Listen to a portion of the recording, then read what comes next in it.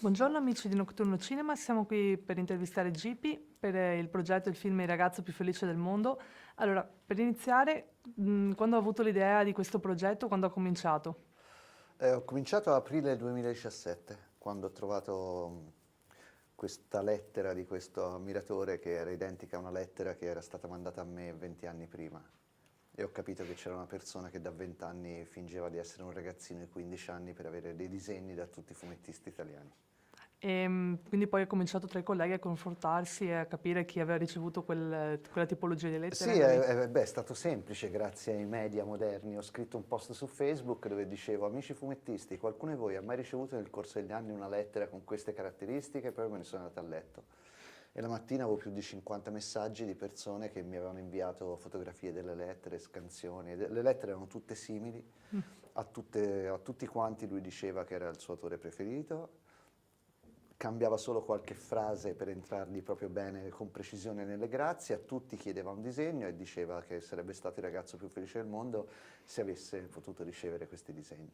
La lettera più vecchia quindi risaliva 20 anni prima. La più vecchia che ho trovato è la mia del 97, ma non escludo che ce ne Sì, siano sì, altre anche rispetto a anteriori. quelle che ha trovato dei suoi colleghi, Sì, intendevo sì, sì, anche lì sì, sempre partivano da quell'anno lì, quindi. sì, sì. E dopo quindi tutta la storia e come hai scelto le persone da inserire all'interno del film? Beh, io ho questi tre cari amici che sono Gerard Arnone, Mhm. Davide Barbafiere e Francesco Daniele, con i quali faccio tutte le cose che faccio, i cortometraggi per propaganda, queste robe.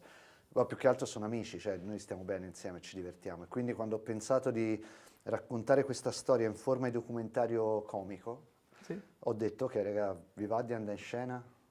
Qualcuno ha detto sì, che figata, qualcun altro ha detto nemmeno morto, poi in realtà tutti hanno sì, accettato sì. e abbiamo pensato che questa nostra amicizia reale poteva forse avere una speranza di passare allo spettatore come sensazione di buona. Sì, un po' la amici miei, un po' Sì, esatto, perché quella sostanzialmente goliardia di. perché siamo così davvero poi, più o meno. Cioè tutti noi siamo stati noi stessi nel film Mhm. amplificando un qualche aspetto del nostro carattere.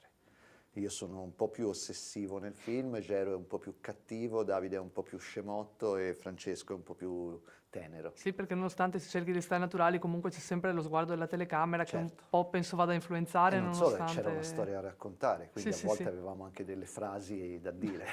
Sì, un po' più ne era già preparato, quindi. Sì, a volte avevamo sceneggiatura proprio da Mhm. leggere, cioè da rifare, anche se andavamo a braccio tantissimo, alcune parti per far progredire la storia erano obbligate.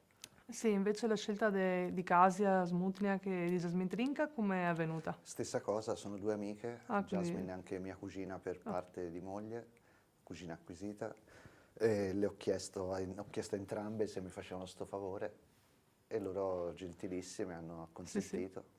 Noi quel E. giorno abbiamo fatto finta di essere una troupe seria. Abbiamo preso degli elettricisti, abbiamo Mhm. montato le luci, cosa che non avevamo usato mai, almeno per dargli un minimo di comfort, di dire ok, non siamo proprio a fare una roba da sgangherati, ci Sì, siamo sì. vestiti da troupe, diciamo. Sì, per dare un po' una cornice. Sì, per farle sta bene. Sì, sì. E poi l'incontro con la grafologa invece?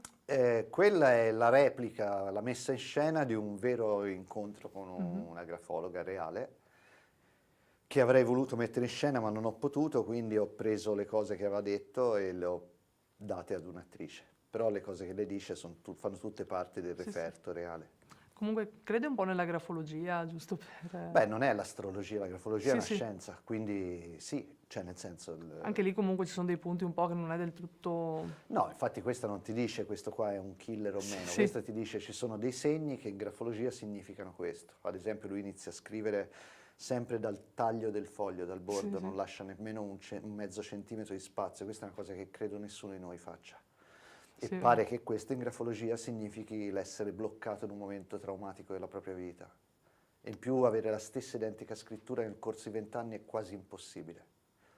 E anche mantenere lo stesso spazio tra le righe nel corso di 20 anni è quasi impossibile.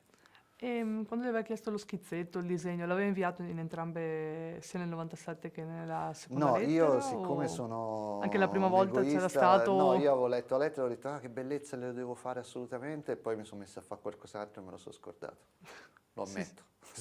Altri miei amici gliel'hanno fatto e gliel'hanno mandato. Quindi sì, erano un po', l'avevano presa come una un ragazzino vero, quindi... Tutti l'hanno preso come un ragazzino vero, tutti hanno creduto che Poi è stata fosse... una sorpresa, immagino, quando anche hai lanciato l'appello e hai fatto capire di queste lettere. Certo, tanti non sapevano che fosse una cosa così sistematica. Tanti hanno pensato a una truffa, io non ho mai pensato a una truffa. Io ho sempre pensato a una passione di qualcuno che non aveva il coraggio di ammettere questa passione, sentiva la necessità di nascondersi dietro l'identità di un ragazzino, come se i fumetti fossero una cosa solo per ragazzetti. E forse era così negli anni 70, adesso non lo è più assolutamente. Sì, è un po' da ora per tutti, non è più una Ma passione... certo. E poi lui ha fatto del bene a tutti comunque, cioè tutti che l'hanno ricevuta la lettera sono stati commossi e felici. Quando Sì, poi sì. hanno scoperto che era un po' così, hanno avuto un È arrivato momento... dopo il momento. Esatto. Bene, per quanto riguarda invece l'universo dei fumetti, i prossimi progetti che hai in mente? Sto lavorando su un libro nuovo, ma ho iniziato da poco, ho fatto le prime 15 pagine. Mhm. Non so ancora se sarà una roba vera, perché a volte inizio le cose ma poi mi muoiono, mi servono un po' più di pagine per sapere se è una cosa che davvero porterò in fondo ed Sì. uscirà. Forse sì, però è presto. Il ragazzo più felice del mondo lo vedremo anche al cinema? Sì, da novembre, non Perfetto. so ancora la data precisa, però da novembre sarà al cinema. Perfetto. E sempre con film, altri progetti anche in questo ambito? Ce n'ho uno molto grosso del quale non posso ancora dire niente. Va bene, grazie. Grazie a te. Ok, grazie mille. È segreto, non posso proprio.